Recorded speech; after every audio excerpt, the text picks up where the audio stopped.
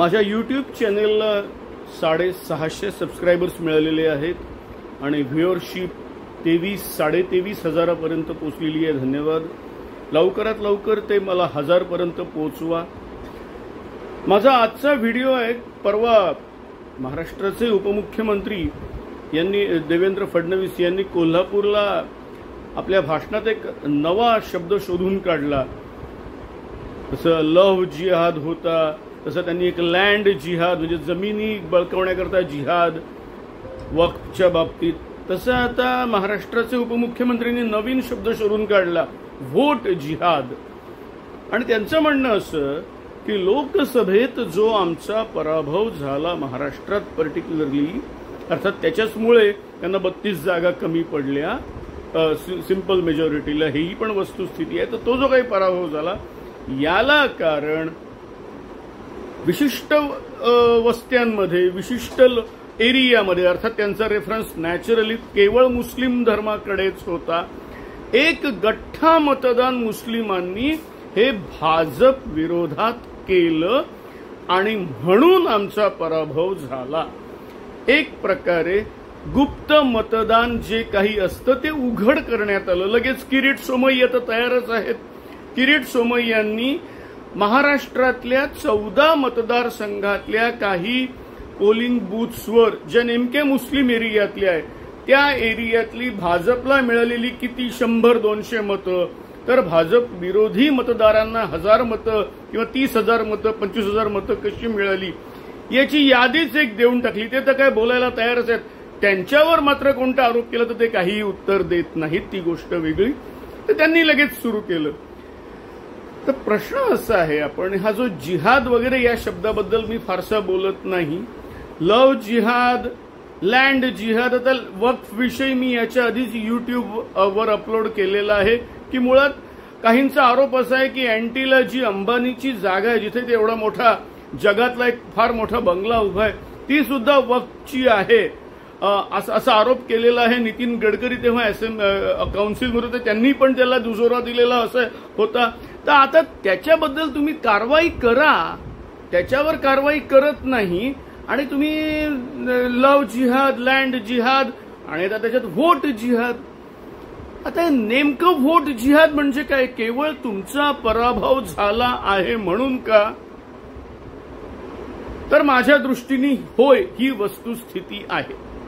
म्हणजे आमचा पराभव झाला ना, मग आम्ही सर्वांना देशद्रोही म्हणणार। जर आम्ही निवडून आलो तर तीच मुस्लिम, तेच दलित, हे सगळे देशभक्त।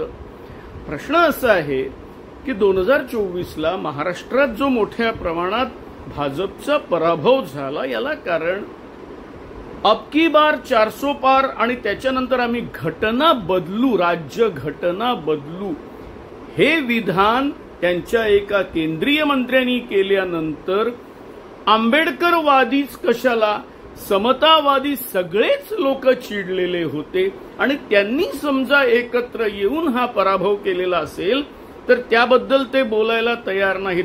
त्यांचा रोख नेहमी मुस्लिम समाजाकडेच असतो का? तेवढ्याच प्रमाणात राज्यघटना बदलू असं म्हटल्यामुळे आंबेडकर फॉलोअर्स चिडलेले होते, समतावादी चिडलेले होते, समाजवादी चिडलेले होते की तुम्हाला मग मनुस्मृती आणायची आहे का? त्यावर ते उत्तर देत नाही। फक्त कुठेतरी आपला पराभव दिसत असताना हिंदू मुस्लिम हा विषय आणायचा, विषय पेटवायचा आणि 1989 पासून ज्या हिंदू मुस्लिम डिव्हिजनच्या भरवशावर भाजप सत्तेची पायरी चढत चढत 303 पर्यंत पोहोचला लोकसभेमध्ये, आज त्याच्याच भरवशावर महाराष्ट्रात जे त्यांचं सध्याचं सरकार नक्की जाणार आहे तर त्याला जरा स्टेबल करण्याचा हा प्रयत्न आहे असं मला वाटतं। याचं कारण महाराष्ट्रात मी आतापर्यंतच्या अनेक व्हिडिओजमध्ये, लेखांमध्ये, टीव्हीवरील डिबेट्समध्ये सांगितलेलं आहे की महाराष्ट्रात महायुती, भाजपच्या नेतृत्वाखालील महायुतीची सत्ता येणार नाही। त्यांना मुश्किलीने 100 जागा 3 पक्ष मिळून मिळू शकतात, ते सुद्धा मी फार आकडा बोलतो आहे। याहून जास्त त्यांना मिळू शकत नाही. तर त्याच्यामुळे आपण सत्तेच्या अधिक जवळ पोचण्याकरता हा हिंदू मुस्लिम वाद करण्याचा प्रयत्न आहे. बघा, भाजपचा जो पराभव झाला तो केवळ मुस्लिमांनी आम्हाला मतं दिली नाहीत म्हणून झाला.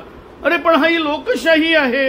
एखाद्याला एखाद्याचे विचार पटत नाही, त्यांनी तुम्हाला मतदान केलं नाही, मग मतदान केलं नाही म्हणून तुम्ही एकदम देशद्रोही, तुम्ही जिहाद केला हे म्हणायचा अधिकार देवेंद्र फडणवीसांना कोणी दिला? आणि हा फार मोठा प्रश्न आहे.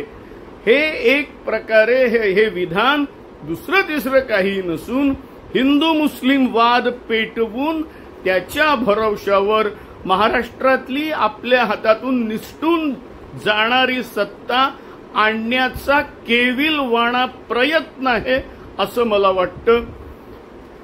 माझ्या चॅनलला सबस्क्राईब मोठ्या प्रमाणात करा, लाईक करा, बेल आयकॉन दाबा. धन्यवाद.